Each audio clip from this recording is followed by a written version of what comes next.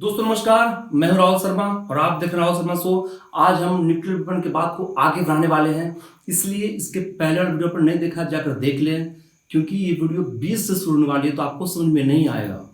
और चैनल को सब्सक्राइब जरूर कर दीजिए, मुझे मोटिवेशन मिलता है कि लोग मुझे पसंद कर रहे हैं और सब्सक्राइब करने में आपके लिए लाता हूँ। तो चलिए शुरू करते हैं आज का वीडियो। दोस्तों आज का वीडियो हम बात करने वाले हैं कि भारत किस तरीके से न्यूक्लियर विपणन को विकसित किया और किन किन समस्याओं का सामना करना पड़ा उसे, और जब परीक्षण हुआ तो किन किन देशों का क्या प्रतिक्रिया था, सब बात करेंगे। लेकिन थोड़ी सी पीछे चर्चा करते हैं जो हमने पहले वीडियो में किया था। जब अमेरिका परमाणु परीक्षण किया, यूएन गया और यूएन में एक बात उठा कि परमाणु बम का अंतर्राष्ट्रीय नियंत्रण जो है वो किससे सौंप दी जाए। तो रशिया को बात समझ में आ गई। उसी समझ में आ गया कि जो उसके द्वारा आइटम तैयार किया जा रहा है उससे रोकने के लिए ये सारा कुछ ड्रामा रचा जा रहा है अमेरिका के द्वारा। तो रशिया ने इस पर चर्चा करने से साफ इनकार कर दिया और रशिया ने कहा कि युद्ध के तुरंत बाद इस पर चर्चा ना की जाए और परमाणु बम पर प्रतिबंध लगा दी जाए। उसके बाद रशिया ने अपना पूरा इंडस्ट्रियल मैन पावर न्यूक्लियर विपणन को विकसित करने लगा दिया दोस्तों। हालांकि शुरुआती दौर में रशिया को कुछ संसाधनों की समस्या आ रही थी। उसने यूरेनियम की खोज नहीं की थी, जिसकी वजह से उसे प्रॉब्लम आ रहा था, समस्या आ रहा था। बाद में इसको सॉर्ट आउट कर दिया गया और फाइनली 29 अगस्त 1949 को रशिया ने सफलतापूर्वक परमाणु परीक्षण कर लिया, जिसकी सूचना अमेरिका ने स्वयं दिया, क्योंकि अमेरिका रशिया पर निगाह गड़ाए हुए था। और जब परमाणु परीक्षण हुआ तो अमेरिका के अंदर ये बहस ताने लगा कि कहीं रशिया उस पर आक्रमण न कर दे। इसलिए अमेरिका ने क्या किया, नेटो सैन्य गठबंधन बनाया। चूंकि ये युद्ध कभी हुआ नहीं, इसलिए इस युद्ध का नाम कोल्ड वार पड़ा। उधर जापान में शांति का आंदोलन शुरू हो गया। 1954 में जापान ने परमाणु बम और हाइड्रोजन बम के खिलाफ प्रदर्शन शुरू किया, जिसके लिए उसने जापानी परिषद बनाना शुरू किया। परमाणु बम के खिलाफ जो याचिका दायर किया गया था, उस याचिका में लगभग 35 मिलियन लोगों ने हस्ताक्षर किए। और कोल्ड वार के बीच में ही रसेल आइंस्टीन एक घोषणा पत्र जारी किया गया। इसमें ये लिखा हुआ था, उसमें बताया गया था उस घोषणा पत्र में कि परमाणु बम से क्या क्या खतरे हैं। और आइंस्टीन ने पूरी दुनिया के राजनेताओं से ये विनम्रतापूर्वक निवेदन किया कि इसे रोका जाए और इसका समाधान निकाला जाए। इस घोषणा पत्र पर बहुत लोगों ने हस्ताक्षर किया। अल्बर्ट आइंस्टीन के साथ साथ बहुत सारे बुद्धिजीवियों ने और बहुत सारे वैज्ञानिकों ने, दुनिया के भर के वैज्ञानिकों ने इस पर हस्ताक्षर किए। दोस्तों 1 नवंबर 1961 को कोल्ड वार जब अपने चरम सीमा पर था तो यूएस में 50,000 महिलाओं ने हड़ताल किया। यूएस के 60 शहरों में महिलाओं ने मार्च किया और ये 20वीं शताब्दी का सबसे बड़ा महिला आंदोलन था। दोस्तों यहाँ समाप्त होता है फर्स्ट न्यूक्लियर एज। अब हम प्रवेश करेंगे सेकंड न्यूक्लियर एज में। सेकंड न्यूक्लियर में बात करेंगे भारत किस तरह से प्रवेश किया, न्यूक्लियर विपणन में कैसे विकसित किया और क्या क्या समस्याएं आई और किस तरह से क्या क्या प्रतिक्रिया थी परीक्षण होने के बाद। दोस्तों 1974 में भारत ने पहला परमाणु परीक्षण किया, ऑपरेशन स्माइलिंग बुद्धा के नाम से। इसे पीसफुल न्यूक्लियर एक्सप्लोजन बताया गया, जिसे हम पोखरण 1 के नाम से भी जानते हैं। राजस्थान के पोखरण जिले में हुआ था, जिसका नाम पोखरण पड़ा।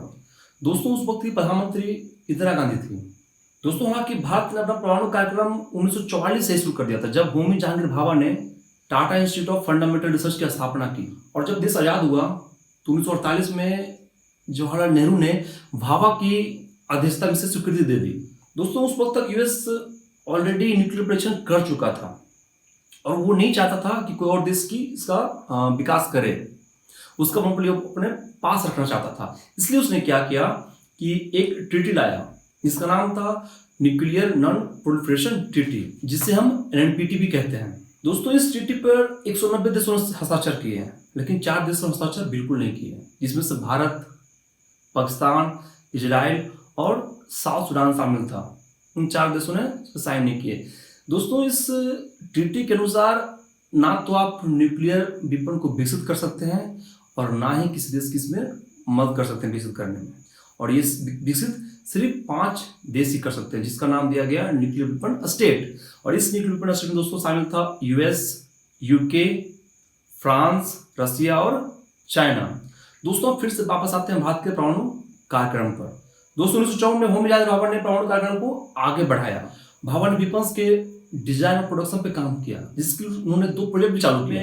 एक बॉम्बे में चालू किया ट्रोम्बे एटॉमिक एनर्जी के नाम से, और दूसरा प्रोजेक्ट दोस्तों उन्होंने सरकारी सचिवालय में परमाणु ऊर्जा विभाग बनाया, जिसमें वो पहले सचिव रह चुके थे होमी जहांगीर भाभा।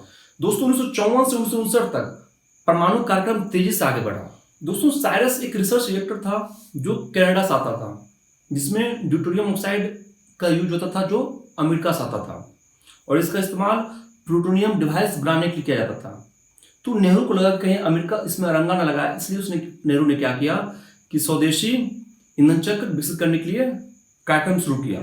जिसके लिए उन्होंने 1958 में प्रोजेक्ट फोनिक्स को एक्वायर किया, जो एक साल में 20 टन ईंधन का उत्पादन करती थी।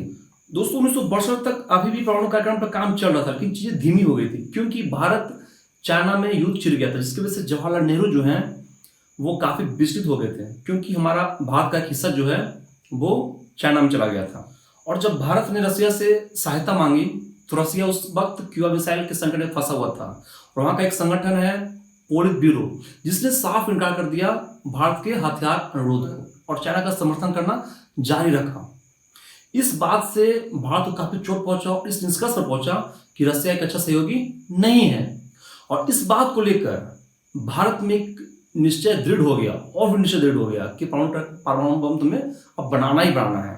दोस्तों जब लाल बहादुर शास्त्री प्रधानमंत्री बने तो उस वक्त वो इंडिया पाकिस्तान के युद्ध में उलझे रहे, जिसके लिए उन्होंने क्या किया कि विक्रम साराभाई को न्यूक्लियर प्रोग्राम का हेड बना दिया।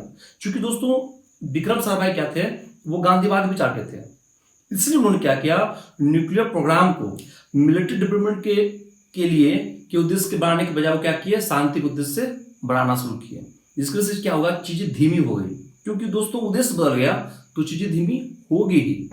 लेकिन दोस्तों जब 1967 में इंदिरा गांधी प्रधानमंत्री बनी तो परमाणु कार्यक्रम बहुत तेजी से बढ़ा, एक नए जोश के साथ बढ़ा। दोस्तों ये भारत का पहला परमाणु परीक्षण था, इसलिए इस कार्यक्रम में लगभग 75 वैज्ञानिक शामिल थे। दोस्तों 1968 से 1969 में पीके अयंगर एक वैज्ञानिक थे भारत के, जो 3 सहयोगियों के साथ रसिया का एक शहर है दुबना, वहां दौरा किए और न्यूक्लियर एक्सपेरिमेंट को काफी अच्छे से निरीक्षण किए। वहां एक चीज से वो बहुत प्रभावित हुए, वो था प्लूटोनियम पल्स्ड फास्ट रिएक्टर, और भारत आकर प्लूटोनियम रिएक्टर के बारे में सोचने लगे, वो उस पर काम करने लगे। दोस्तों प्लूटोनियम प्लांट को पूर्णिमा का नाम दिया गया। दोस्तों 1971 में भारत पाकिस्तान जब युद्ध में उलझा हुआ था, तो भारत को भयभीत करने के लिए अमेरिका ने क्या किया कि CVN-65 के अंडर में एक बैटल ग्रुप है जो बे ऑफ बंगाल में भेजा, बंगाल की खाड़ी में भेजा भारत को डराने के लिए। दोस्तों यहाँ पर रसिया ने भारत का साथ दिया और अमेरिकी टास्क फोर्स का पीछा करने के लिए सबमरीन आर्म फोर्स को न्यूक्लियर मिसाइल के साथ भेजा। और उसके बाद रसिया ने इंदिरा गांधी को ब्लास्टिंग मिसाइल और न्यूक्लियर वेपन के बारे में बताया, जिससे वो काफी प्रभावित भी हुई। दोस्तों उसके बाद भारत पाकिस्तान पर सैन्य ताकत और राजनीतिक ताकत हासिल कर पाया, जिसकी वजह से वो बांग्लादेश को अलग कर पाया पाकिस्तान से। दोस्तों 7 सितंबर 1972 को इंदिरा गांधी ने भाभा एटॉमिक रिसर्च सेंटर को एक्वायर कर लिया न्यूक्लियर वेपन के टेस्ट के लिए, न्यूक्लियर वेपन के परीक्षण के लिए और विकास के लिए। न्यूक्लियर वेपन परीक्षण जो था दोस्तों, वो राजनेता और मिलिट्री के नेतृत्व में किया जा रहा था। जैसे मैंने पहले बताया दोस्तों, इस डिवाइस को न्यूक्लियर पीसफुल बताया गया, पीसफुल न्यूक्लियर एक्सप्लोजन बताया गया, और जिसमें अब्दुल कलाम भी परीक्षण को देखने आए थे, क्योंकि वो DRDO के रिप्रेजेंटेटिव थे। दोस्तों आज के इतना ही, इसकी फाइनल चर्चा हम लोग अगली वीडियो में करेंगे। तो तब तक लाइक कर दीजिए, कुछ लोगों को शेयर कर दीजिए, क्योंकि मैंने काफ़ी मेहनत किया कंटेंट के ऊपर, और कमेंट में बताइए कि कैसा आपको लगा, और प्लीज़ चैनल को सब्सक्राइब जरूर कर दीजिए, इससे मुझे मोटिवेशन मिलता है, लोग मुझे पसंद कर रहे हैं और अच्छे कंटेंट मैं आपके लिए लाता हूँ। Thank you so much.